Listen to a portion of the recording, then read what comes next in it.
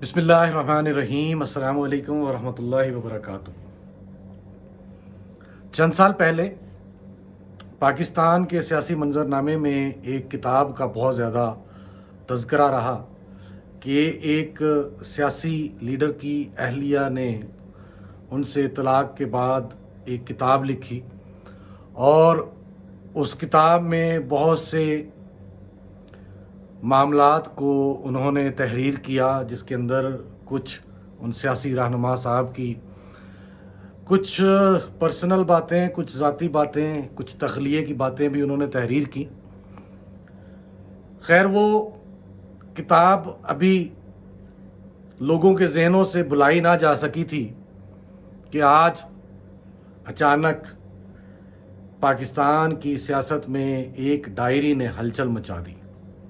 جی ہاں، ایک ڈائری جو کہ سابقہ خاتون اول محترمہ بشریٰ بی بی المعروف پنکی پیرنی کی اچانک برآمد ہوتی ہے، اور اس کتاب میں، اس ڈائری میں ایسی ہوش ربا باتیں دیکھنے کو ملتی ہیں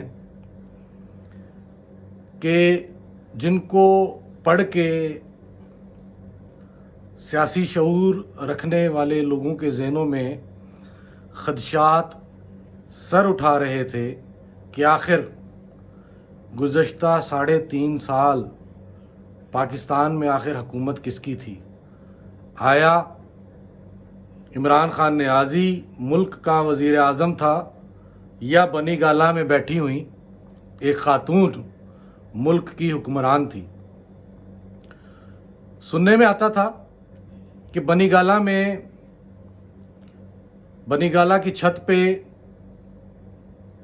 گوشت اکثر پایا جاتا ہے، کبھی جو ہے وہ کالے جانوروں کے جو ہے وہ ان کے سر پائے جاتے ہیں، وہاں پہ کوئی عجیب قسم کا جادو ہو رہا ہے، وہاں پہ کوئی ٹونے کیے جاتے ہیں، اور بشریٰ بی بی کے بارے میں مشہور رہا ہے کہ بشریٰ بی بی جو ہے وہ کالے علم کی ماہر ہیں۔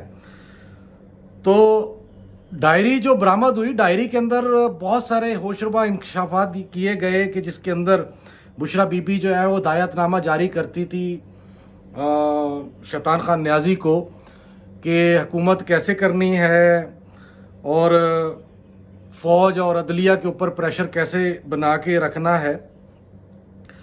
تو بشریٰ بی بی کی جو ڈائری میں لکھا ہوا تھا کہ وہ جناب ڈکٹیشن دیتی تھی خان صاحب کو، اور یہ بھی بتاتی تھی کہ پی ٹی آئی کی جو سیاسی حکمت عملی ہے، اس حکمت عملی کو کس وقت اور کیسے طے کرنا ہے، اور وہ حکمت عملی کیا ہوگی۔ اور وہ ساتھ میں یہ بھی کہتی تھی کہ جو پاکستان کی عدلیہ ہے اور افواج پاکستان ہے، جو اسٹیبلشمنٹ ہے، ان کے اوپر اگر پریشر برقرار رکھنا ہے تو وہ کیسے رکھنا ہوگا۔ اس ڈائری میں یہ بھی دیکھنے میں ملا کہ اگر پنجاب میں یا پاکستان کے کسی حصے میں گورنر راج کا نفاذ کیا جاتا ہے تو اس کے خلاف کیا قانونی چارہ جوئی کرنی ہے، کس طرح سے شہروں کو بند کیا جانا ہے، اور اگر گورنر راج لگا دیا جاتا ہے تو کون کون سے شہر میں کس کس مقام پر پہیہ جام ہڑتال کی کال دینی ہے، اور کس طرح سے اس پہیہ جام ہڑتال کو کامیاب بنانا ہے۔ تو یہ پلاننگ، یہ ہدایات، یہ بنی گالہ میں بیٹھی ہوئی پنکی پیرنی جو ہے وہ خان صاحب کو دیتی تھی۔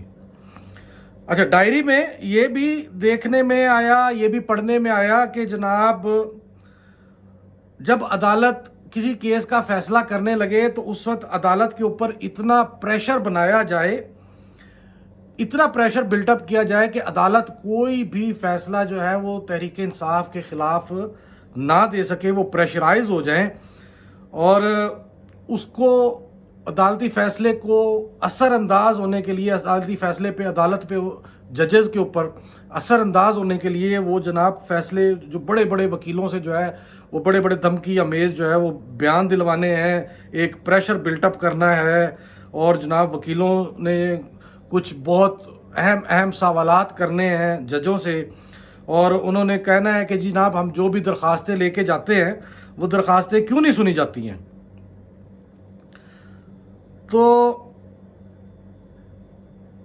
خواجہ حارث صاحب کے متعلق بھی اس ڈائری کے اندر لکھا ہوا ہے کہ جی اعظم سواتی، خواجہ حارث صاحب جو ہے وہ سپریم کورٹ میں پوچھیں گے جی اعظم سواتی کے جو ہے وہ کیس میں جو ہے ان کے مقامی سہولت کار جو ہے وہ کون تھے.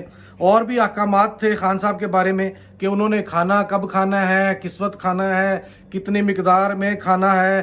صبح اٹھتے ہی انہوں نے جناب کہوہ اور شہد اور جناب جوس پینا ہے. دوپہر کو جناب انہوں نے وائٹامنز کے ساتھ صرف اور صرف کباب کھانے ہیں، گوشت کھانا ہے اور مچھلی کھانی ہے. یہ سب تو ہو گیا. سمجھ میں آتا ہے کہ جی ڈائٹ کا خیال رکھیں گے. خان صاحب عمر کے اس حصے میں ہیں اور پھر ساتھ میں سنا ہے وہ شاید کچھ لکیریں وغیرہ بھی کھینچتے ہیں، تو ان کو خوراک کی خیال رکھنے کی اشد ضرورت ہے. تو ضروری تھا. لیکن سب سے زیادہ پریشان کن، ہوش ربا اور قوم کو کنفیوز کرنے والی ایک بات اس ڈائری کے ایک صفحہ کے اوپر لکھی ہوئی تھی. اس میں جی خان صاحب کو ایک تاکید کی گئی تھی کہ آپ نے دودھ رات کو 12 بجے سے پہلے آپ کو نہیں ملے گا، آپ نے دودھ رات کو 12 بجے ہی پینا ہے. اب یہ سوال اس وقت پاکستان کے بچے کے دماغ میں ہے کہ آخر وہ کون سا مقناطیسی دودھ ہے یا وہ کون سا جادوئی دودھ ہے کہ جس کا پینے کے اوقات کار جو ہے وہ ان کی اہلیہ محترمہ نے تفویض کر رکھے ہیں کہ وہ دودھ صرف رات کو 12 بجے ہی پی سکتے ہیں. نہ 12 بجے سے پہلے پی سکتے ہیں، نہ رات کو 12 بجے کے بعد پی سکتے ہیں. تو وہ کون سا دودھ ہے بھائی؟ بڑی ایک گمبھیر سی صورتحال ہو گئی ہے اس وقت پورے پاکستان میں.